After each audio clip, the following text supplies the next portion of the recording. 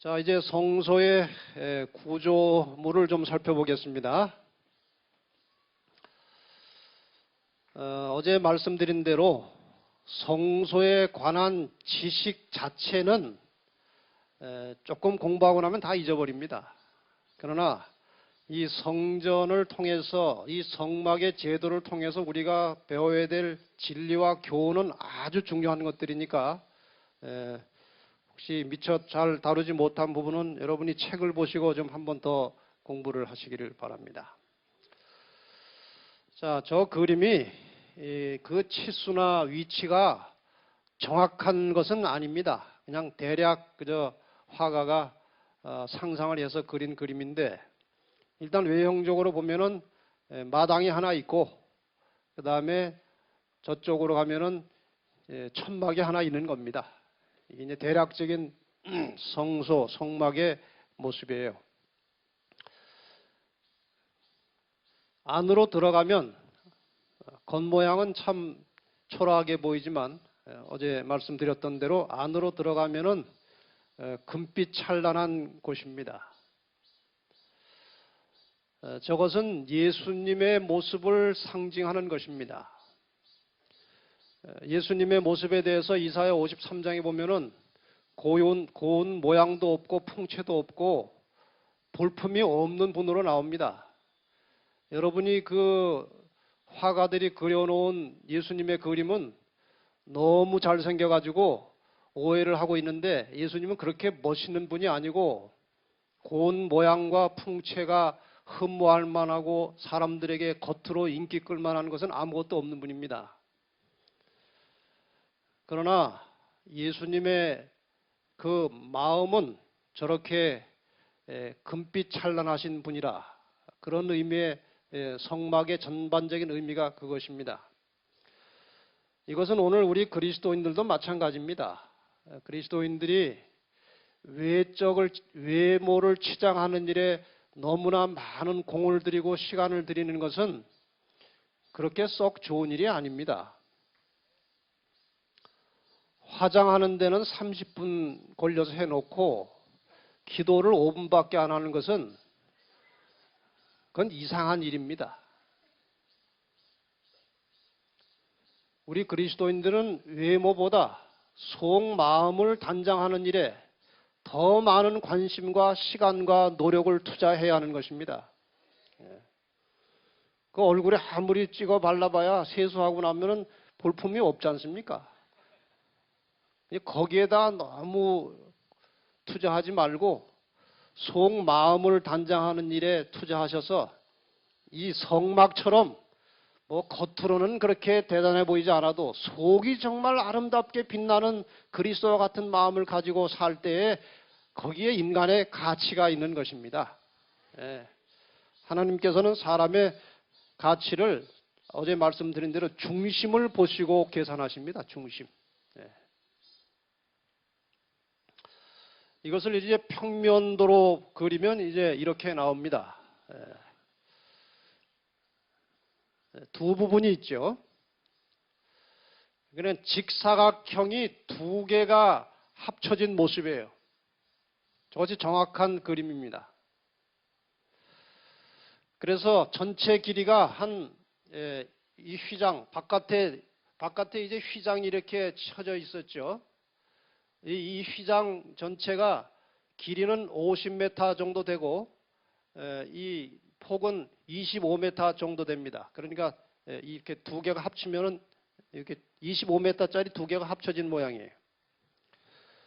오른쪽에 제일 중앙에 이렇게 대각선을 그려보면은 오른쪽에 제일 중앙에 번제단이 있었고, 왼쪽 공간의 제일 중심을 보면은 여기 이제 법궤가 위치하고 있는 것입니다. 지성소. 오른쪽에 입구가 있었습니다. 동쪽에 입구가 있었습니다. 그리고 입구에 들어가면은 뜰이 나오고, 그 다음에 이제 이건 그냥 나눠만 놓은 것이지, 이제 집이 바로 이렇게 나오죠. 여기에 이제 휘장으로 쳐진 집이 있고, 이 휘장을 열고 들어가면 저렇게 성소가 나옵니다. 저 두 칸이 있는데 오른쪽 칸은 성소라고 하고 왼쪽 칸을 뭐라고 합니까? 지성소라고 합니다. 저 뜰에 가면은 중심에 번제단이 있고 그 다음에 중요한 또 하나의 기구는 물두멍이 있었습니다. 근데 대개 그림에 보면은 이 물두멍이 이 성소와 제단 정중앙에 와 있는데 성경에 이제 나중에 보겠습니다만 다른 부분을 보면은 이 남쪽에 약간 치우쳐 있었다고 그렇게 기록되어 있습니다. 그 다음에 하나의 뭐 기구는 아니지만 또 하나의 중요한 장소로서는 양을 잡는 곳이 이 북쪽에 위치하고 있었습니다. 여기서 이제 양을 잡게 됩니다. 희생제물을. 그 다음에 성소로 들어가면 오른쪽에 떡상이 있고 왼쪽에 촛대가 있는데 이 촛대는 24시간 밝혀져 있어야 합니다. 왜냐하면 지금 창문이 하나도 없는 건물이기 때문에 막으로 다 쳐져 있기 때문에 저 촛대가 없으면 아주 새카만 밤입니다. 하나도 안 보입니다. 그래서 이 촛대가 항상 켜져 있었고 그 다음에 향단이 있었습니다. 이 성소와 지성소를 가로막는 이 휘장 요 중앙에 향단이 있었습니다. 그 다음에 지성소에 들어가면은 법궤 혹은 언약궤가 이제 있었고 이 지성소도 역시 창문이 없지만 하나님의 영광 쉐키나라고 하는 빛이 임하고 있었기 때문에 암흑이 아니고 빛으로 밝혀져 있었다는 것입니다. 그래서 이 성소 전체를 세 부분으로 나눌 수 있는데 이 세 부분에서 이루어지는 일과 이 세 부분이 의미하는 내용이 각각 특징이 있고 다르다는 것입니다. 요즘 우리의 용어로 하면은 뜰에서는 칭의가 이루어졌습니다. 죄를 해결하는 곳입니다. 그 다음에 성소에서는 여러 가지 그 기구들이 상징하는 것이 칭의된 사람이 어떻게 하나님과 함께 살 수 있도록 준비하고 살 것인가 하는 성화와 관련된 내용물이 저 속에 들어 있습니다. 그래서 이제 칭의를 이 죄를 해결하고 죄를 해결한 상태에서 하나님의 백성으로 살아가다가 마침내 이 휘장이 거치는 날 우리는 하나님을 만나게 되는데 그 순간에 우리는 성화의 과정을 계속하다가 마침내 주님이 오시는 그날 우리는 하나님과 함께 영원히 살 수 있는 체질로 바뀌는 것입니다. 그것을 우리는 영화라고 하는 것입니다. 지금 우리의 이 모습 가지고는 하나님과 함께 영원히 살 수 없어요. 뭔가 호련한 변화가 와야 하나님을 대면해서 살 수 있는 것입니다. 영혼이라고 하는 말은 있지만 우리가 그냥 영혼이라고 하는 것을 막연하게 끝없는 세월처럼 인간적으로 생각합니다만은 이 영혼에 대한 정확한 이해는 우리는 할 수 없습니다. 저희 아이가 한 6살, 7살 때쯤 됐죠. 뭐 교회 다니면서 계속 이제 유치반에서 뭐 이렇게 자꾸 들은 풍월은 있어가지고 성경 지식이 좀 있어요. 그 6살인데 한번 저에게 질문을 하는 거예요. 아빠, 하늘나라에 가면 영원히 살아? 그래요. 그렇다. 아, 지겹겠어? 그래요.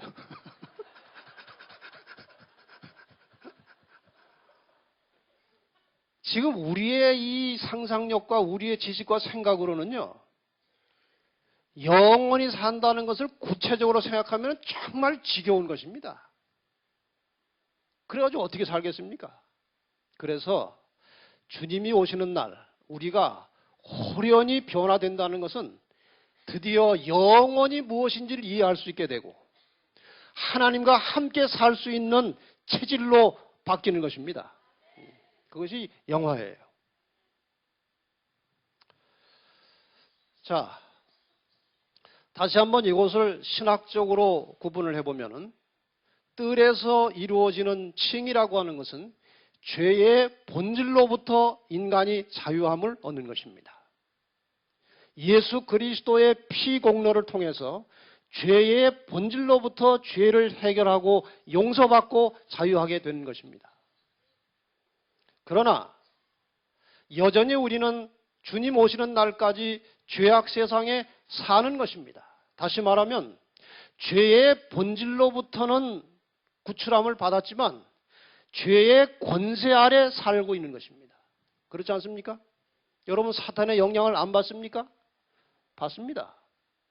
예수님이 현장에 계시는 동안에도 예수님도 사단으로부터 시험을 받았고 예수님의 제자 중에 하나는 그 사단의 영향을 받아가지고 완전히 타락해가지고 예수를 팔아넘기고 끝났습니다. 여전히 우리는 죄의 권세 아래 살고 있기 때문에 이 떡상과 촛대와 향단이 상징하는 이 모든 내용들을 우리가 분석해 보면은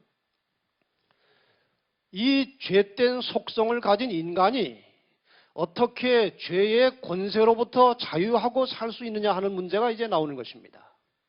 죄의 권세로부터의 자유입니다.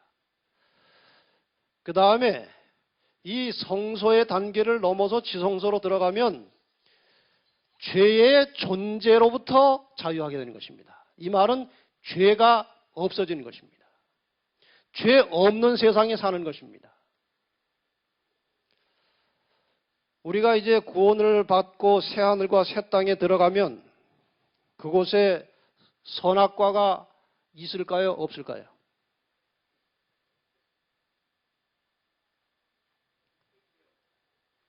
모르시겠습니까?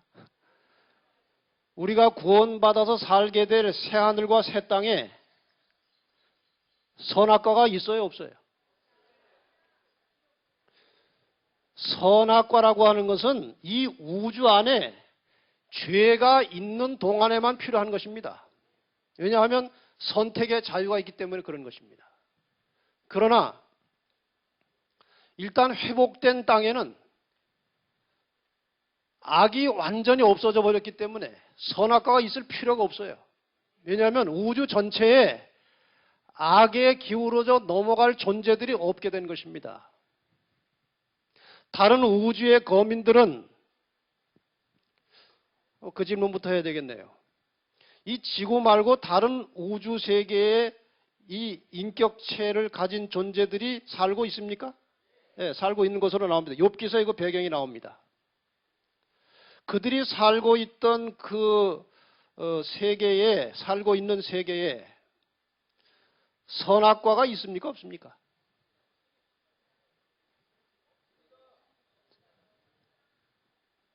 선악과가 거기 있을까요? 없을까요? 자신합니까? 이렇게 잘 모르실 줄 알았으면 여인의 신 제가 코테이션을 가지고 와야 되는데 교육책에 보면요. 또 다른 예언의 신에 보면은 아마 초기 문집인 것 같습니다. 화이트 부인이 이 다른 우주 세계를 이제 계시 가운데 여행하게 되는데 그 모습이 너무나 아름답고 너무나 흠모할 만큼 좋아서 당신들은 어떻게 이렇게 아름다운 모습을 가지고 있습니까? 하고 질문했어요. 그랬더니 그들이 하는 말이 우리는 아직 선악과를 먹지 않아서 그렇습니다. 그렇게 답을 했어요. 선악과가 있다는 것입니다.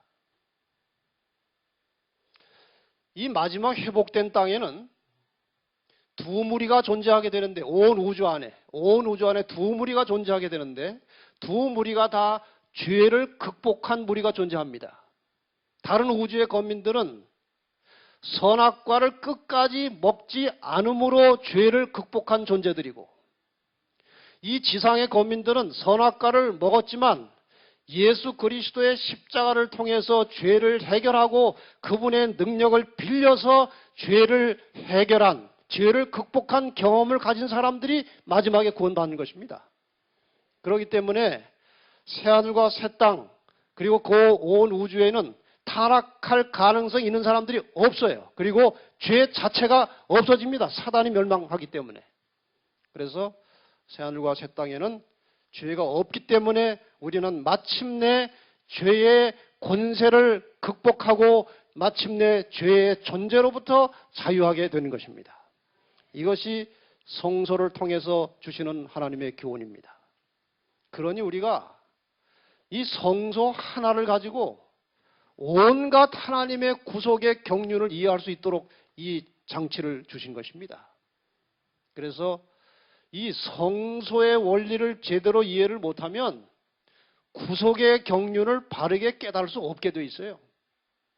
이번에 짧은 시간이지만 어쨌든 여기에 나타난 이 뼈대를 좀 공부를 해서 하나님께서 인간들에 대해서 어떤 계획을 가지고 계시고 인간의 구원이라고 하는 것이 어떻게 이루어져서 마침내 성취하게 되는지 그 문제를 좀 공부를 하려고 하는 것입니다.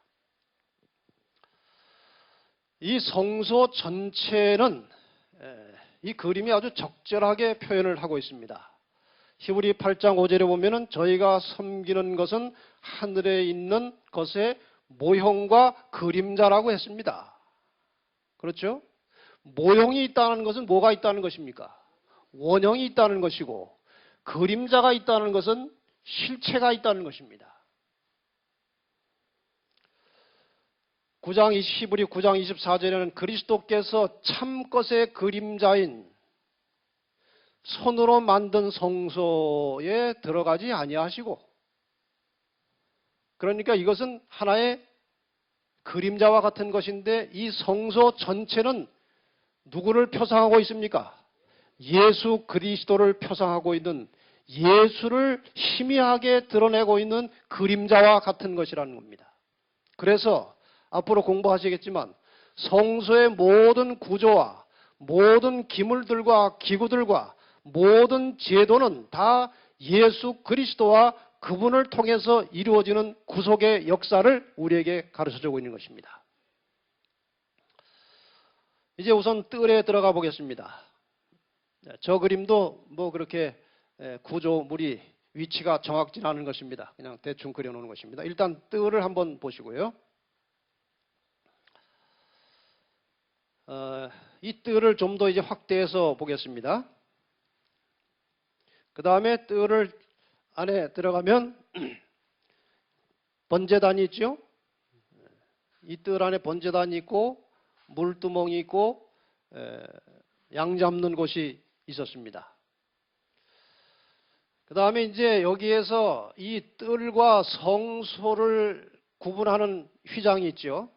이 휘장을 열고 들어가면은 거기가 어딥니까? 성소입니다. 이 성소라는 말을 우리가 이제 때에 따라서 잘 생각을 하셔야 되는데, 성막 전체를 성소라고도 하고, 그 다음에 두 칸 중에서 오른쪽 칸을 특별히 성소라고 합니다. 그러니까 제가 성소라고 할 때는 이런 뜻도 있고 저런 뜻도 있다는 것을 잘 유념하시고 공부를 하십시다. 그 다음에 이제 성소 쪽으로 뜰을 지나서 이 성소로 들어가면 첫째 칸에 금 촛대가 있고 떡상이 있고 분향단이 있습니다. 이건 조금 입체적으로 우리가 지금 보는 것입니다.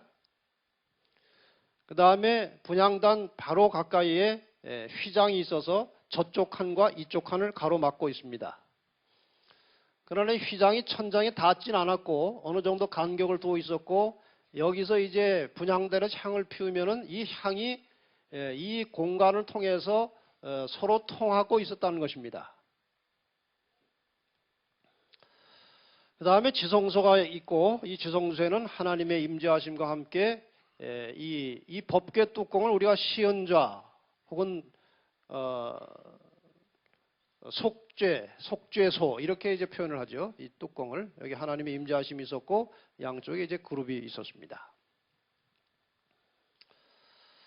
자, 그러면 이제 이 뜰에 대하여 좀 잠깐 시간 되는 데까지 좀 공부를 해 보십시다. 뜰에는 이제 제일 먼저 작업을 하는 곳은 양을 잡습니다.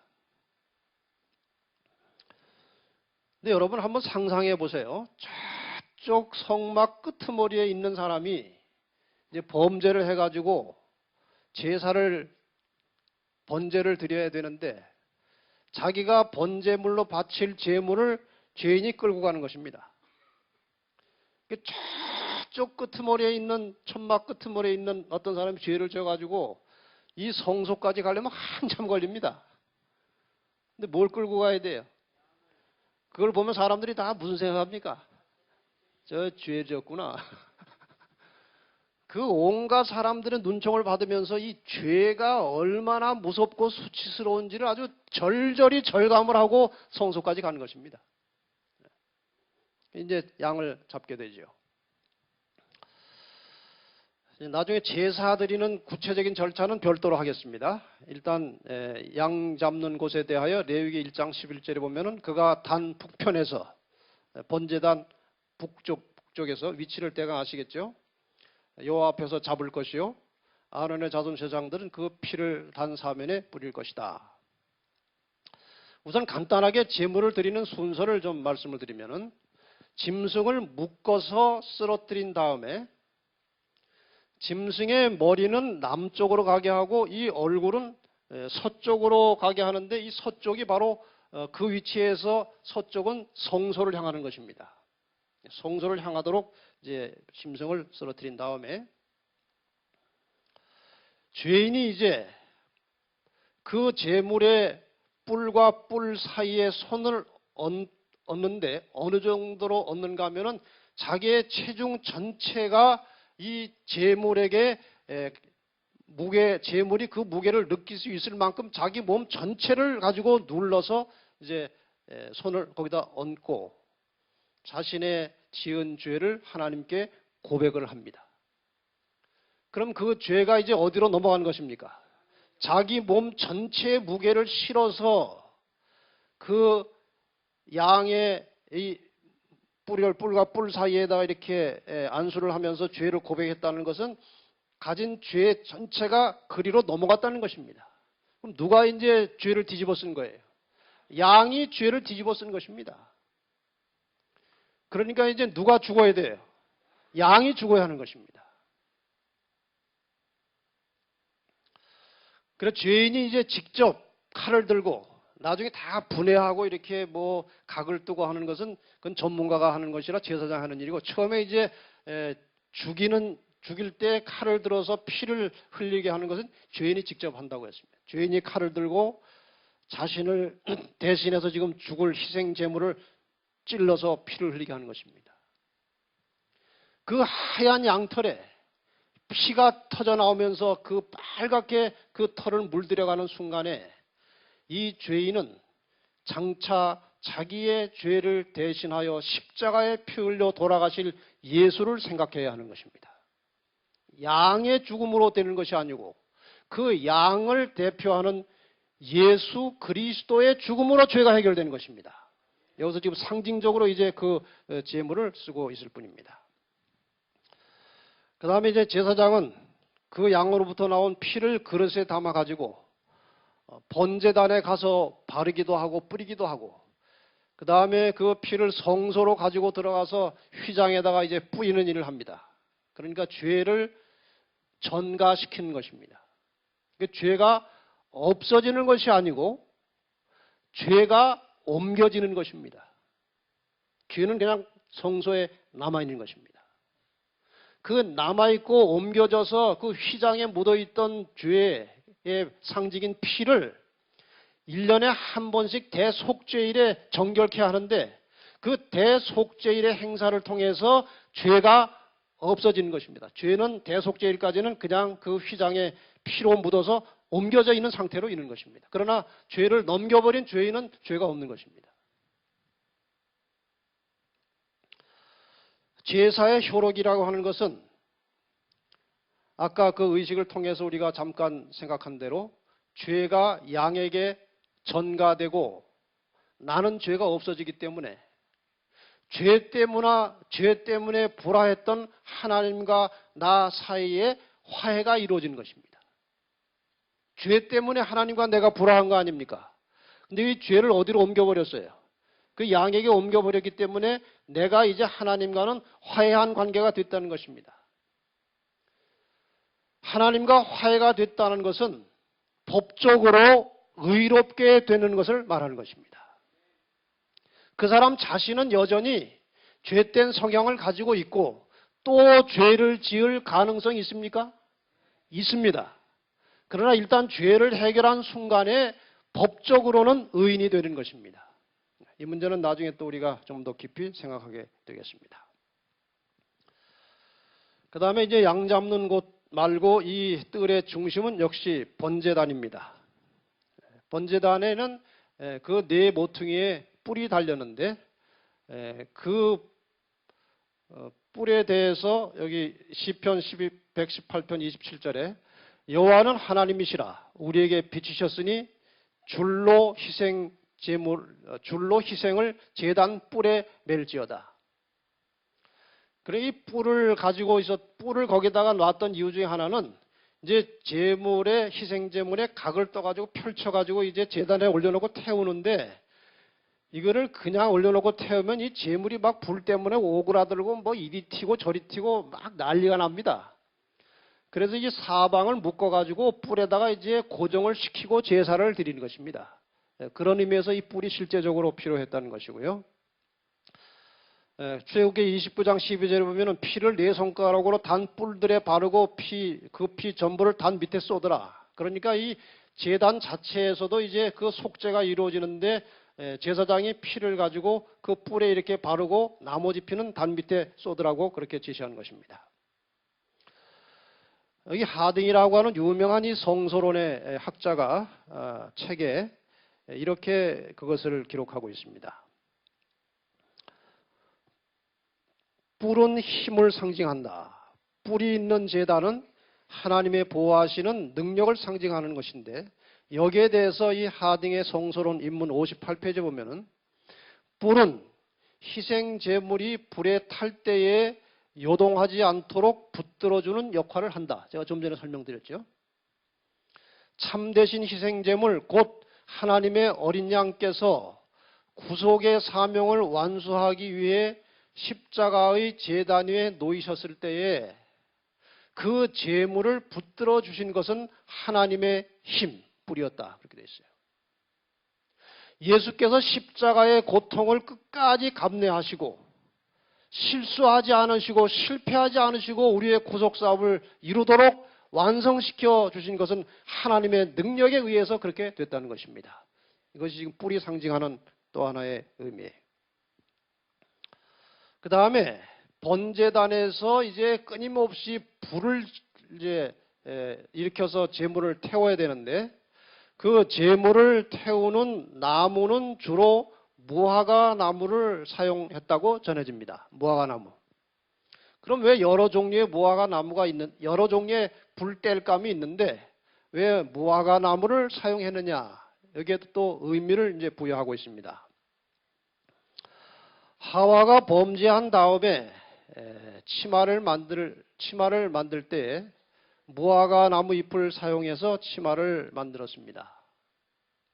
이것은 하와의 죄된 행위를 자기 의로 죄를 해결하려고 하는 이 인간의 무모한 시도를 상징하는 것이라 그렇게 이제 설명이 되고 있습니다.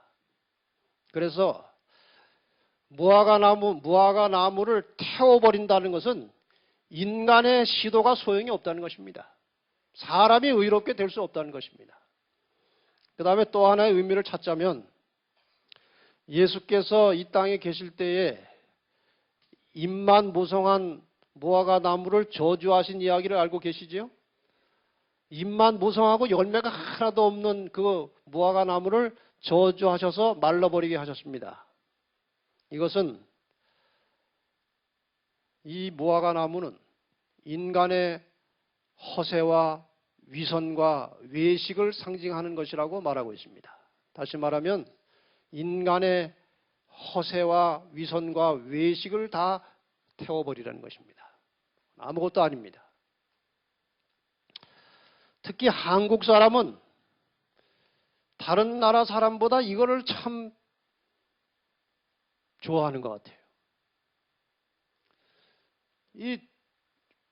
우리 보건대학 총장이 이제 어디 회의를 하러 가는데 그분 차가 그 SM 옛날 구형 차 낡은 차입니다. 그걸 회의장에 갔더니 수위가 맞고 못 들어가게 하더래요. 그런 차 타는 사람 지금 여기 들어올 시간이 아니라는 거예요. 그래가지고 나중에는 그 차를 잘 안 들여보내줘가지고 설명을 해도 자꾸 아래 위를 쳐다보고 의심을 한다는 거예요. 그래서 나중에는 전철을 타고 걸어 들어갔대요. 이 한국 사람들은 그 허세, 그 형식, 이 모양을 너무 중시하는데 우리 그리스도인들은 그러면 안 됩니다. 우리 그리스도인들은. 제가 이번에 대총에 가서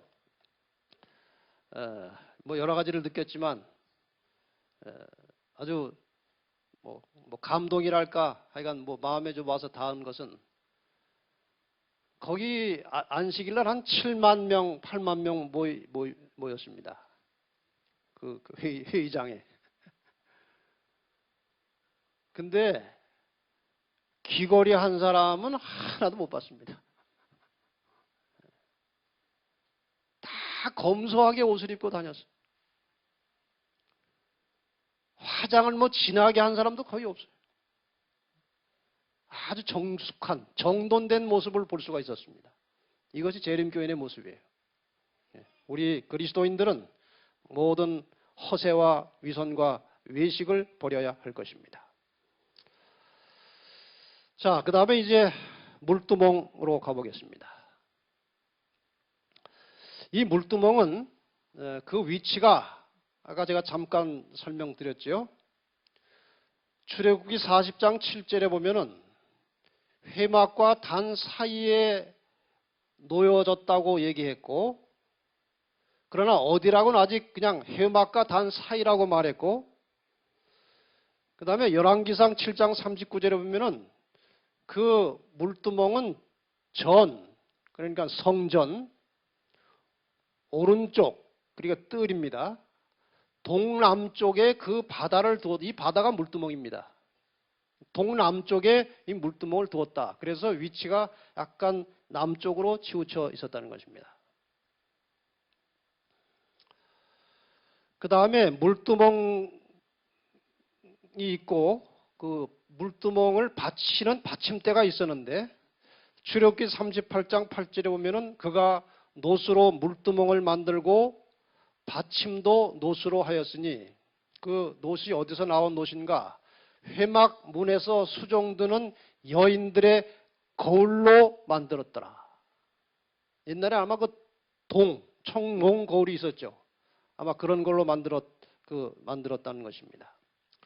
왜 다른 그 재료도 갖다가 노수로 만들 수 있었는데 왜 하필이면 여인들의 거울을 모아다가 만들었느냐 이거예요. 예. 이 거울, 여인이 중요한 게 아니라 여기서는 거울이 중요한 것입니다. 거울은 거울은 지금 무엇인가를 비추어서 자신을 보게 하는 것입니다. 이 물두멍을 여인들의 거울로 만들었다는 것은 예수 그리스도께서 우리의 거울이 되신다는 것입니다. 오늘날 많은 우리 그리스도인들이 가지고 있는 수많은 문제점들 중에 하나는 자신의 상태를 정확하게 깨닫지 못하고 있다는 것입니다. 저는 여러 사람들을 만나고 접촉하면서 정말 우리가 자신을 너무나 모르고 있다는 것을 시시로 깨닫습니다. 어떤 교회 보면 교회에서 일할 때마다 사건건이 못하게 하고 교회 결속도 잘하고 헌금도 잘 안 하고 가끔 교회만 왔다 갔다 하는 사람인데 그렇게 교회에 힘을 들게 하는데도 자기가 어떤 사람인지 모른다는 것입니다. 이거는 조금 극단적인 예를 들었지만 아주 사소하고 또 세부적인 면으로 들어가면 우리가 다 자기를 잘 몰라요. 그렇습니까? 자기를 잘 모르고 다 자기는 잘했고 정당하고 바르고. 여러분, 자기 자신이 어떤 사람인지를 정확하게 보려면 그리스도에게 자신을 비춰봐야 하는 것입니다. 그리스도의 십자가를 놓고 자기를 비춰봐야 하는 것입니다. 이것을 좀 더 구체적으로 말씀드리면 이 성경이 곧 내게 대하여 증거하는 것이라고 말씀하셨어요. 이 성경을 많이 보고 자주 보고 깊이 들어가야 그리스도를 만날 수 있는 것이고 그분이 어떤 분인지를 깨닫게 되는 것이고 그분에 대하여 깊이 깨닫고 그분을 보게 될 때에 자신이 얼마나 누추한 죄인임을 깨닫게 되는 것입니다. 오늘 우리가 자신의 모습을 제대로 깨닫지 못하는 가장 중요한 이유는 말씀 속에 깊이 들어가지 않은 것입니다. 너무 피상적으로 말씀을 보는 것입니다. 너무 피상적으로 말씀을 가르치는 것입니다.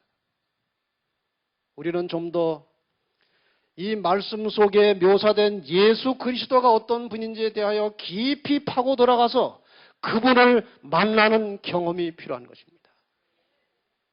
이건 우리 모두에게 부족한 것입니다. 저도 요즘에 기도할 때마다 간절한 심령으로 하나님께 부르짖는 것은 십자가를 통해서 나타난 하나님의 사랑이 어떤 것인지를 좀 더 실감나게 깊이 깨닫게 해달라고 기도하는 것입니다. 우리가 그걸 잘 모르고 있어요. 하나님의 사랑을 잘 깨닫지 못하기 때문에 우리가 이웃을 제대로 사랑하지 못하는 것입니다. 말씀을 통해서 우리 자신이 어떤 사람인지를 깊이 깨닫는 것은 우리 그리스도인들의 삶에 있어서 가장 중요한 것입니다. 이 성막 제도에 있어서 죄인이 그 양을 끌고 들어온다는 것은 자기가 죄인임을 인식했기 때문에 양을 끌고 들어오는 것입니다. 죄가 용서받으려면 자신이 어떤 죄인임을 깨달아야 용서를 구할 수 있는 것이고 그래야 용서를 받을 수 있는 것입니다. 날마다 그리스도를 만나고 주님을 바라보면서 죄를 해결하고 사시기를 바랍니다. 수시로 거울을 비춰보시기를 바랍니다. 자기가 어떤 사람인지. 저희들이 식사를 하다가요. 그 상대방의 얼굴에 이게 밥풀이 하나 묻을 때가 있지 않습니까? 근데 참 이상하대요. 아무리 뭐 대단한 사람이라도 밥 먹다가 여기 밥풀 하나 묻어 있으면요. 사람이 이상하게 보여요. 이거 자기가 뭐 일부러 붙인 것도 아니고 자기도 모르는 사이에 밥풀이 여기 하나 묻었는데 그 옆 보면은 참 사람이 좀 모자라해 보이기도 하고 근데 자기는 몰라요. 그러다 보면 어디도 묻어요? 자기도 묻어요. 자기 묻은 건 못 보고 어디만 봐요? 남 묻은 것만 보이는 겁니다. 예수님께서 내 눈 속에 들어있는 들보는 보지 못하고 남의 눈 속에 들어있는 티를 보고 그러지 말라고 말씀하셨어요. 주님을 자주 만나지 못하면 자기의 들보는 모르고 남의 티만 눈에 들어오는 것입니다. 여러분, 성경을 통해서 예언의 신을 통해서 주님을 가까이 하고 사십시다. 그분의 그 순결한 모습에 자신을 비추어 보고 자신이 얼마나 불결한 죄인임을 깨닫고 날마다 죄를 정결케 하는 성화된 삶을 사시기를 바랍니다. 그리고 물두멍에서 이제 씻습니다. 제사장들이 일을 할 때에 수족을 씻고 늘 하나님 앞에 정결한 상태로 준비하는 것입니다. 여기에 씻는다는 것은 하나님께 나갈 때 청결하고 정결하라는 것이고 오늘 현대적 의미로 하자면 이것이 바로 칭의의 과정에서 거치게 되는 침례를 말하는 것입니다. 베드로전서 3장 21절에 물은 예수 그리스도의 부활하심으로 말미암아 이제 너희를 구원하는 편이 곧 무엇이라? 침례라고 말씀하십니다. 육체의 더러운 것을 지하여 버림이 아니요 오직 선한 양심이 하나님을 향하여 찾아가는 것이라. 침례 받고 나면은 옛날 습성이 다 없어집니까? 이 침례라고 하는 것은요, 나중에 이제 제가 다시 한번 이제 단계적으로 설명을 드리겠습니다만은, 하나님을 바라보고 살아야 될 사람이 하나님과 관계없이 이 세상의 욕망과 인간의 욕심을 가지고 이제 이쪽으로 살다가 어떤 경로를 통해서 하나님을 깨닫게 되고 그리스도의 구속하시는 그 사업을 깊이 깨닫고 마음의 감동을 받아서 이제 하나님의 뜻대로 살겠다고 이제 돌아서는 것입니다. 방향만 바뀌었지 그 죄된 성향은 그냥 가지고 있어요. 중요한 것은 내가 지금 이 죄된 성질을 가지고 있지만 앞으로는 어떻게 해서라도 하나님의 뜻대로 살겠다고 하는 마음의 그 성령의 감동하심이 지금 자기를 사로잡은 것입니다. 그러나 가다가 넘어질 수도 있고 주저앉을 수도 있는 것입니다. 그래서 여기 보면은 육체의 더러운 것을 지하여 버림이 아니고 양심이 하나님 쪽을 향해서 가는 것이고 이제는 가다가 넘어져도 넘어진 방향은 하나님을 향하고 있다는 것입니다. 그게 중요한 거예요. 방향이 중요한 것입니다. 그래서 뜰 안에 세 가지 중요한 요소가 있는데 희생 제물이 흘리는 피가 있고 제물을 태우는 불이 있고 수족을 씻는 물이 있었습니다. 피와 불과 물이 있었습니다. 종종 불은 성경에서 성령을 상징하는 것입니다. 꼭 여기에 관련되는 것은 아니지만 어떤 우리가 상징성을 부여할 때 요한일서 5장 5절로 8절에 보면은 피와 불, 성령과 물이 한꺼번에 나옵니다. 예수께서 하나님의 아들이심을 믿는 자가 아니면 세상을 이기는 자가 누구뇨? 다시 말하면 예수께서 하나님의 아들이심을 믿고 그를 의지하는 자들만이 세상을 이길 수 있다는 것입니다. 이는 물과 피로 임하신 자니 곧 예수 그리스도시라. 물로만 아니요 물과 피로 임하셨다는 것입니다. 여기에서 첫 번째 나오는 물은 예수께서 침례 받으실 때에 성령이 비둘기같이 임했고 하늘에서 이는 내 사랑하는 아들이요 내 기뻐하는 자라는 음성이 들린 것입니다. 그 다음에 피는 예수 그리스도께서 십자가에 달리심으로 흘리신 피를 말하고 있는 것입니다. 증거하는 이가 성령이시니 성령은 진리니라. 증거하는 이가 셋이니 성령과 물과 피라. 또한 이 셋이 합하여 하나이니라. 이 조금 난해한 말씀을 종합해서 이렇게 정리할 수 있겠습니다. 죄의 본질로부터 자유하게 되는 길은 아까 이 뜰에서 이루어지는 것이 뭐라고 했습니까? 죄의 본질로부터 자유, 칭의입니다. 다시 한번 복습합니다. 성화는 죄의 무엇으로부터?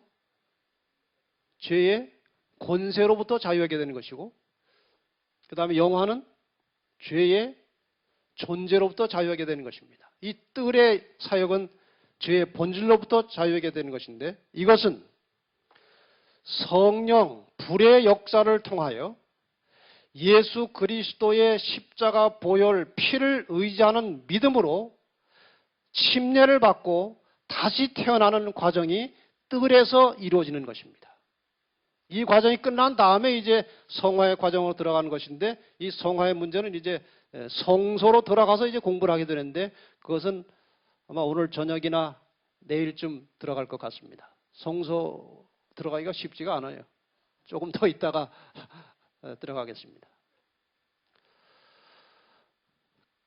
이따 저녁 시간에는 이 성소에 나타난 제도 중에서 뜰에서 이루어지는 사역을 기초로 해서 인간이 어떤 단계와 과정을 거쳐서 죄의 본질로부터 자유하게 되는지 그 문제는 저녁 시간에 다시 공부하겠습니다. 아무쪼록 뜰의 희생을 통해서 우리의 죄를 사하시고 우리를 구원의 길로 인도하시는 하나님의 놀라우신 섭리와 사랑을 다시 한번 깊이 감사하시면서 날마다 뜰에서 죄를 속죄하는 역사를 하시기를 바랍니다. 우리의 모든 기도 속에 항상 우리가 저질러 놓은 죄에 대한 회개의 기도가 매일의 생활 속에서 있어야 하는 것입니다. 시간이 지날수록 그 죄의 농도는 줄어들어야 되는 것이고 약해져야 되는 것입니다.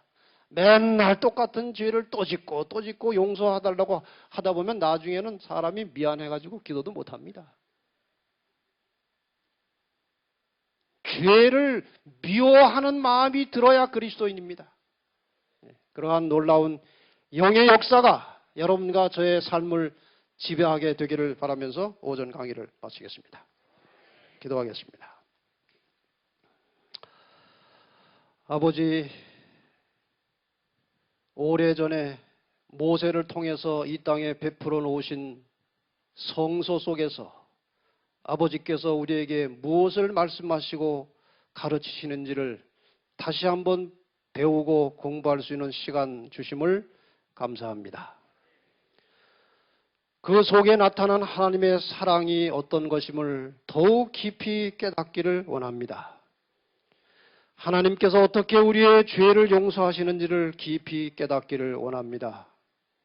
아버지시여, 우리의 영의 눈을 열어주셔서 하나님의 임재하심과 존재하심을 보게 하시고 하나님이 어떤 분이심을 깊이 깨닫게 하시고 아버지의 사랑을 우리가 배우게 하셔서 사람을 사랑하는 주님의 백성들이 되게 하여 주시옵소서. 진심으로 용서받은 그리스도인으로서 다른 사람을 용서하고 사랑할 줄 아는 성도들이 되기를 원하오니 저희를 변화시켜 주시옵소서. 예수 그리스도의 이름으로 기도합나이다. 아멘.